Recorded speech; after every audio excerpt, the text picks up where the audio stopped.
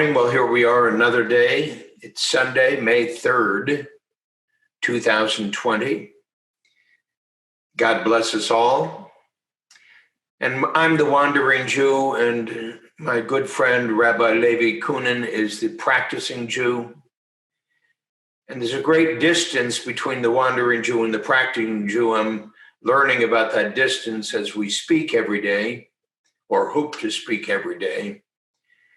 And learned more yesterday and learning more today, and come to the realization of how far away I am from all of this. But interestingly, as I discover that, I'm discovering within my own writing, my own teaching, that so much of it is aligned with the teaching of Torah that it's actually scary to me. In a way, since I've never studied Torah, other than when I was bar mitzvahed all those hundreds of years ago, it's there. When I speak about going to work on our lives, not in our lives, it's a core tenet of the very beginning. And so here we are. Rabbi Cunin, how are you? Thank God, good, and good to see you, and hope and pray that all of those who are with us and watching, or anyone else, is doing better and are healthy and safe. I'm going to venture to say that over this time, I actually realize how much more we have in common, the wandering Jew and the practicing Jew. You know, yeah. there's a story with a simpleton who came to his rabbi. He said, "Rabbi, I finally realized we're not that different after all." He says, "You're not we're very much the same." And the rabbi says, "What do you have in mind?" He said, "Look, what I know, you know. What you don't know, I don't know. Okay, so some things you know and I don't know."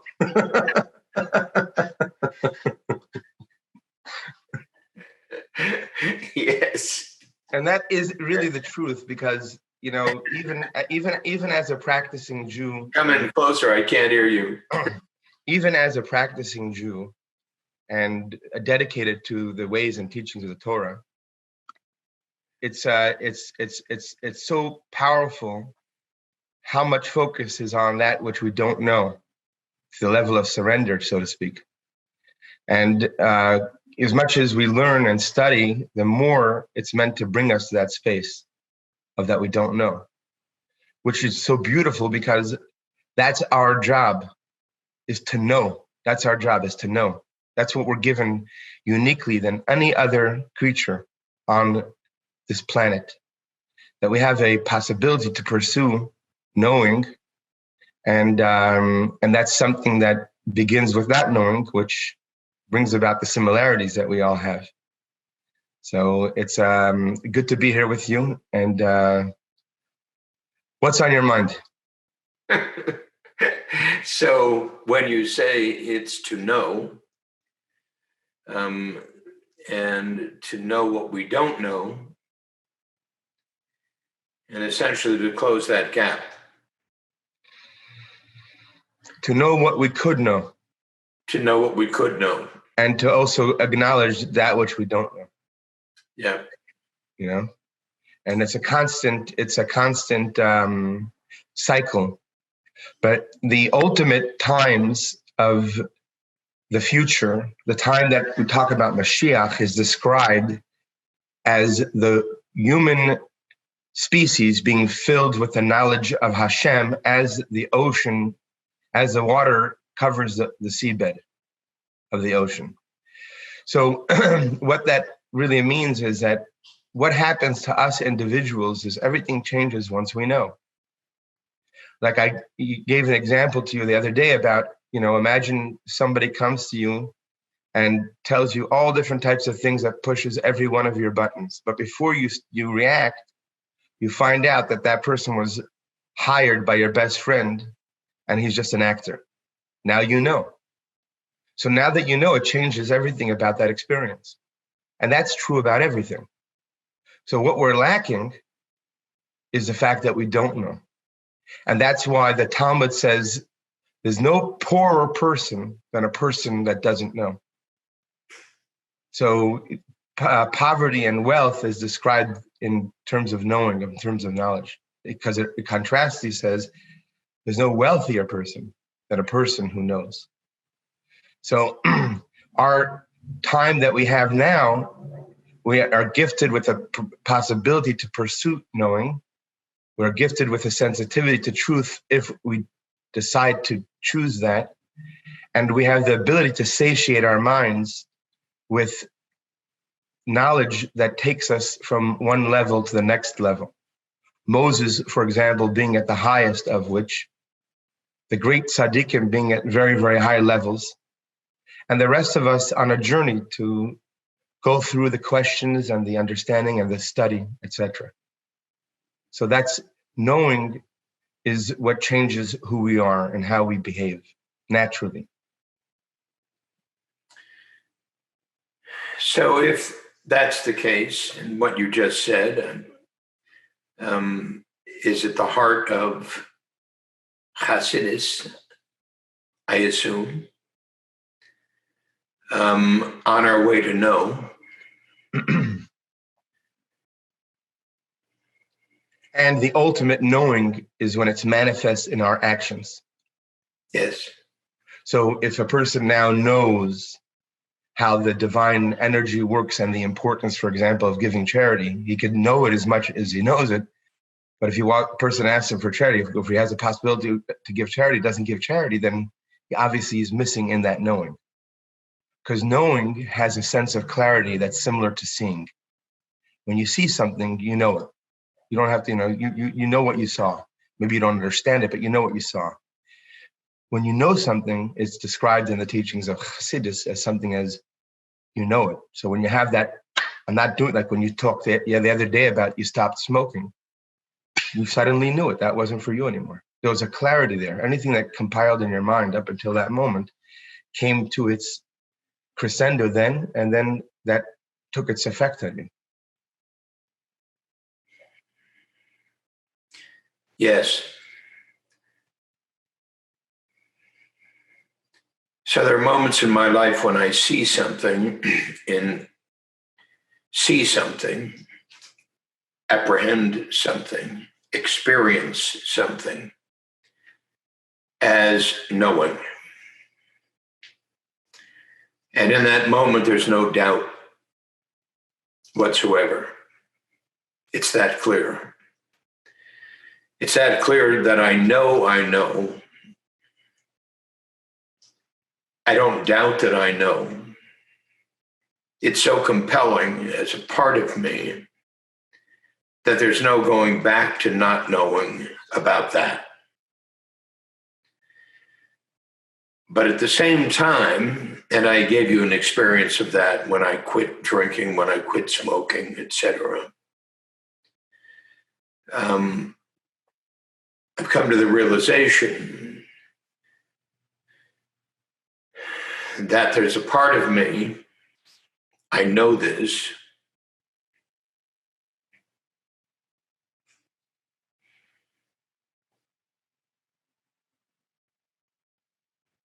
that's unwilling to practice.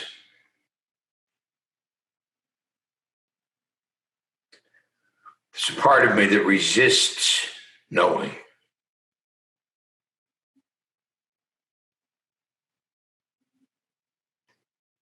Resists knowing because knowing what I know that I haven't the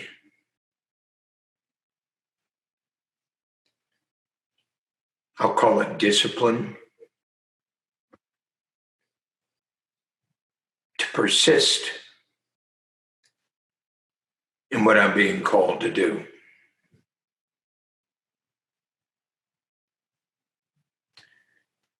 And in one respect, I know that as well. It's It's a fundamental, I call it weakness of my personality.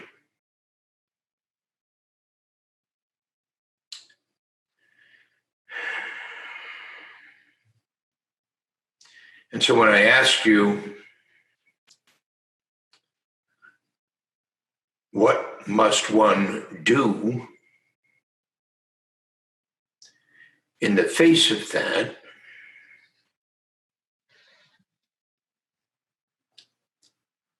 you answered in one respect, just do it.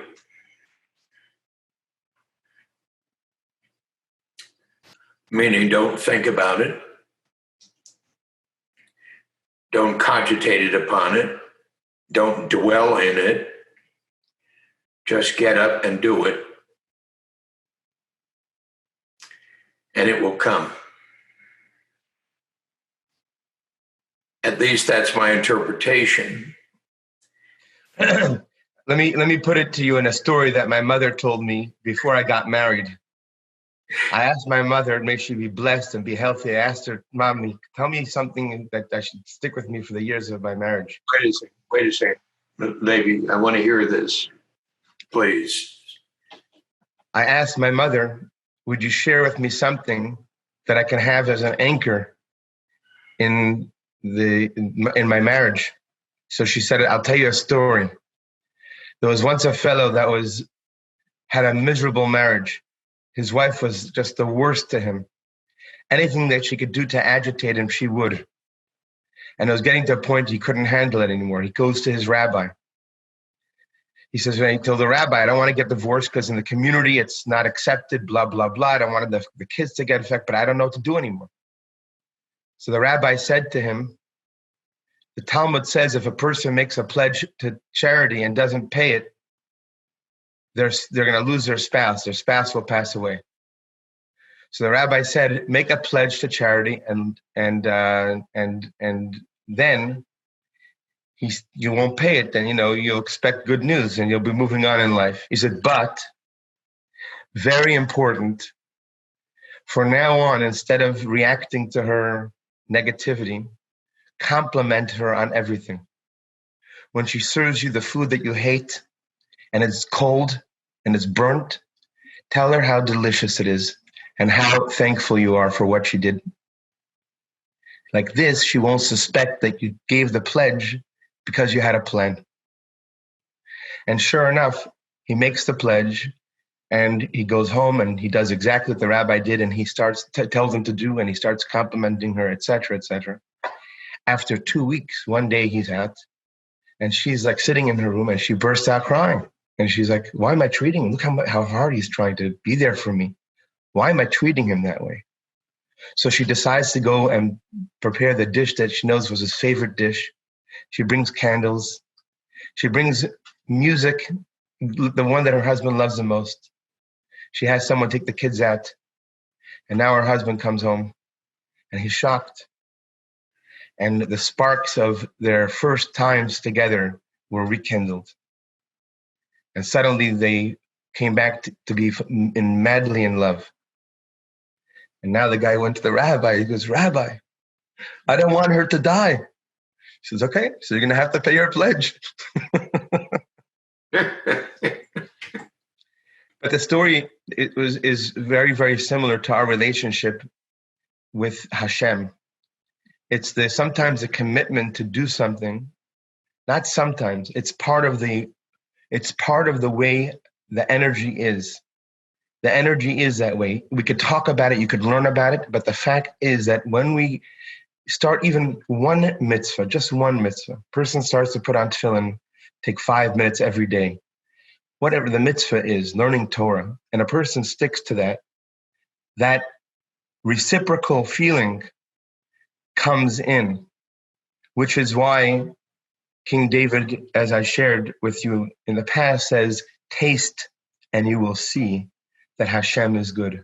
Yes, it requires first to taste, but then you will see.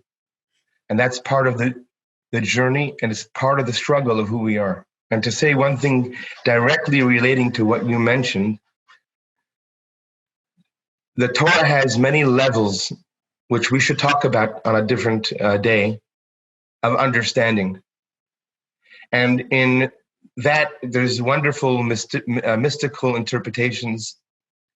And one of the conversations of the Torah is about the fact that we were slaves in Mitzrayim, in Egypt. But spiritually, we still are, because we're slaves to our own Mitzrayim, which also means limitations. One of the limitations, when we say, I cannot, I'm not able to, those are our own slavery that we're in, our own limitations that we are in. Now, one of the things that the Jewish people said once they left Mitzrayim, they were complaining in the desert, they said, we remember the food that we ate in Mitzrayim for free. Now, think about this, very interesting, excuse me. What does that mean?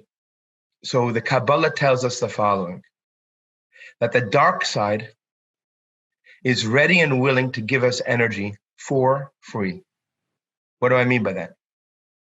It could be 11 o'clock at night and one is tired and they find out, and they like gambling, and then they're able to go find out that the casino's open, and they can now suddenly be up till 5 o'clock in the morning gambling, complete energy. Where did that energy come from? They were tired. That energy comes from a force that is referred to in the Kabbalah as the dark side, and it gives freely. So that's why there's so much more energy in an affair than there often is in a marriage, because it's coming from that same side. But it doesn't live long. That's the key. It doesn't live long. It dissipates because it's unreal. It's not real.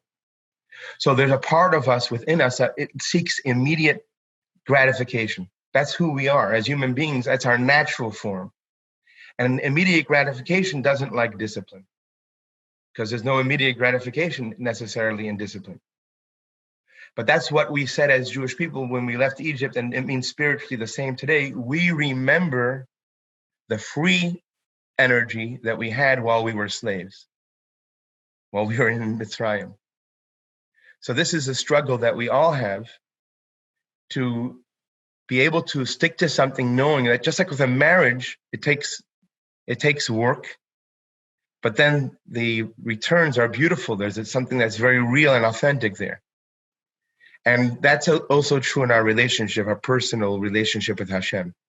It does take work, but the beautiful thing about it is that once a person gets, even, like I said, it doesn't even just a little bit of more than outside of the comfort zone in terms of taking on a daily discipline in Torah and mitzvahs, the reciprocal feeling and connection and awareness is not something that could be described easily, you know? So thank you for that, Levi. The difficulty I have is that we're going to have to change the title of our conversation from Practicing Jew and the Wandering Jew to two practicing Jews, one of whom is wandering, the other one who's reminding the one who's wandering that he's not here. It's also quite fascinating to me that all of the different spiritual attractions that I've been called to and then dropped out of over my life, they're all essentially a derivative of the conversation we're having. In the Gurdjieff work, his expression is remember yourself. Remember yourself. And of course, to remember yourself, he provided you with a whole subset of disciplines to practice. And one of the teachers of the work happens to be a Jew who is not a practicing Jew. He's a professor of philosophy. and has been a professor of philosophy for years. And he's a student of philosophy. He's been called to the work. And I just had this morning this moment of realization that were he to study Torah in his life, he would be speaking in exactly the same way you're speaking. Or instead of following Gerber, he'd be following the Rabbi and be absorbed in the teaching. And just astonishes me that as studied as he is, as brilliant a man as he is, and there's no doubt in my mind about that, he had to go away from Judaism to find his calling.